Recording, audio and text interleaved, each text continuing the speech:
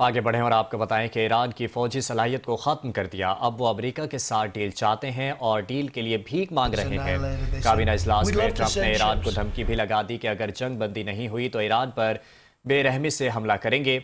अगर ईरान जौहरी ख्वाहिशात से दस्तबरदार नहीं हुआ तो ये जंग उनके लिए डरावना ख्वाब साबित होगी। ईरानियों के पास जंग बंदी का मौका है, जो होगा देखा जाएगा। अमरीकी सदर ने कहा कि ईरान की फौजी सलाहियत को ख़त्म कर दिया। अमरीका ने ईरान के रडार सिस्टम को भी तबाह कर दिया। ईरानी नेवी और फ़ज़ाइया को मुकम्मल तौर पर ख़त्म कर दिया।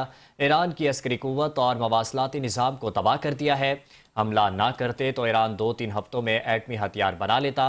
ईरान अब अमेरिका के साथ डील चाहता है। उन्होंने कहा कि ईरान के खिलाफ जंग में नेटो ममालिक ने कोई मदद नहीं की। हमें किसी की मदद की ज़रूरत नहीं। मैंने 25 साल पहले भी कहा था, नेटो कागजी शेर है। डोनाल्ड ट्रंप ने कहा कि ईरान मशरिक़ वस्ता ममालिक पर हमले कर रहा है।